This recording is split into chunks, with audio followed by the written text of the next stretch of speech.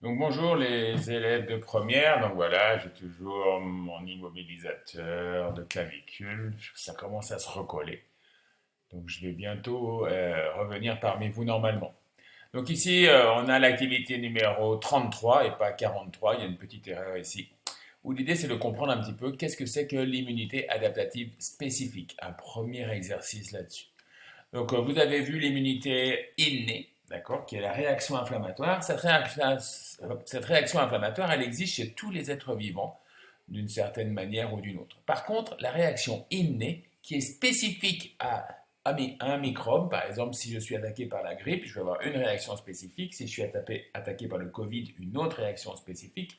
Par le tétanos, une autre réaction spécifique. Ça n'existe que chez les vertébrés.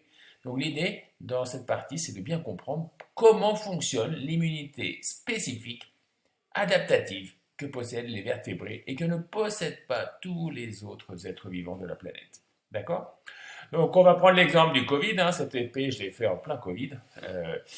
Il y a le Covid qui est arrivé. À un moment donné, les autorités chinoises ont pris du sang des malades, des gens qui avaient été malades, pour essayer de récupérer leur plasma afin de faire des sérums. Et on fait aussi des tests salivaires. Vous avez fait plein de tests, j'imagine, pour savoir si vous étiez positif ou négatif au Covid. Alors, comment fonctionnent ces tests? Comment ça marche? Donc, vous avez des petites expériences. Hein. Tout d'abord, la grippe espagnole, hein, qui avant le Covid avait été, enfin, ou est peut-être toujours, l'épidémie la plus mortifère. Hein. Je crois qu'elle a tué environ 50 millions de personnes dans le monde. Vous avez un virus, comment ça fonctionne, comment ça se multiplie, les petites informations. Vous avez des mesures réalisées chez des patients infectés par la grippe, d'accord? Donc on voit la réaction inflammatoire en premier qui apparaît, et puis ensuite on voit donc, grâce à je suis infecté, le nombre de virus il augmente, grâce à la réaction inflammatoire il se stabilise, mais on sait ensuite, grâce à l'apparition des anticorps ici, que l'on va voir que le virus va commencer à diminuer. On a ici des électrophorèses de sérum témoin et de sérum grippé. Donc, à vous de voir la différence entre un individu qui est normal, témoin, et un individu qui est grippé. Donc, on voit ici l'apparition de ce qu'on appelle des gamma-globulines, qui sont ce qu'on appelle des anticorps. Et vous avez ici comment se forment ce qu'on appelle des complexes humains. Donc, on voit comment les anticorps sont capables de s'accrocher aux virus, aux microbes et de les immobiliser. Une fois qu'ils sont immobilisés, eh ben, c'est très facile pour les macrophages de les manger. Et puis j'ai rigolé un petit peu, j'ai fait un petit test. Donc vous allez ici copier ici pour comprendre. On va ouvrir le lien, d'accord? Donc on va copier. Vous allez ouvrir le lien. Quand vous ouvrez le lien, j'ai fait une alerte Covid au lycée, d'accord? Donc un cas Covid a été détecté. Hein, c'était notre ancien lycée. On vous explique ici comment fonctionne le test Douche-Terloni. Donc on va tester tous les élèves de la classe pour savoir quels sont les élèves qui sont atteints par le Covid. Alors vous êtes relativement nombreux hein, dans les groupes de PSVT, donc j'ai pas pu vous tester chacun d'entre vous. Donc j'ai pris certains élèves au hasard et on va les tester. Donc pour faire cela, comment fonctionne le test Douche-Terloni?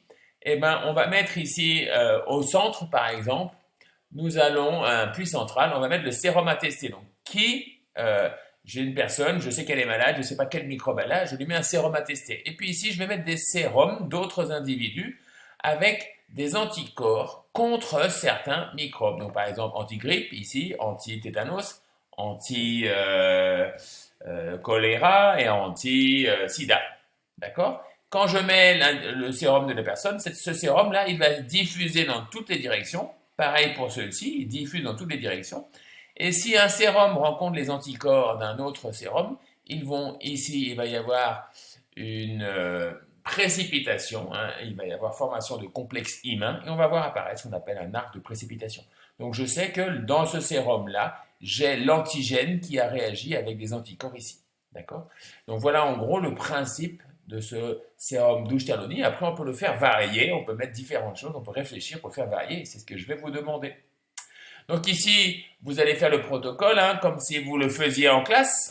Peut-être que si on a le temps, on le fera pour de vrai. Donc je prends une boîte de pétri, je la pose sur un gabarit. D'accord? Il faut bien la centrer. Hop.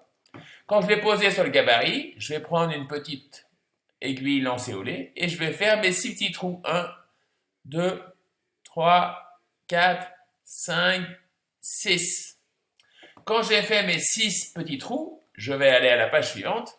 Et maintenant, vous devez proposer un protocole. Donc, vous possédez des anticorps anti-Covid concentrés.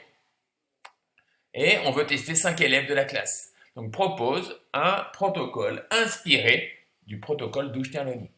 Donc, à vous de proposer ce protocole. Quand vous l'avez proposé, vous vous enregistrez, vous le mettez sur Classroom, ou sur Canvas, pardon. Et ici, vous allez réaliser votre protocole. Donc, je mets ici le sérum anti-Covid. Je vais le mettre où vous avez décidé. Alors, des fois, ça bug. Mais normalement, hop, il doit disparaître. Et puis après, on va prendre Sophia. Donc, Sophia, je mets ton sérum ici. Hop. Manuel, je mets ton sérum ici. Hop. Mariana, je mets ton sérum ici. Santiago, je mets ton sérum ici. Anna, je mets ton sérum ici. Vous attendez 30 minutes, vous cliquez là.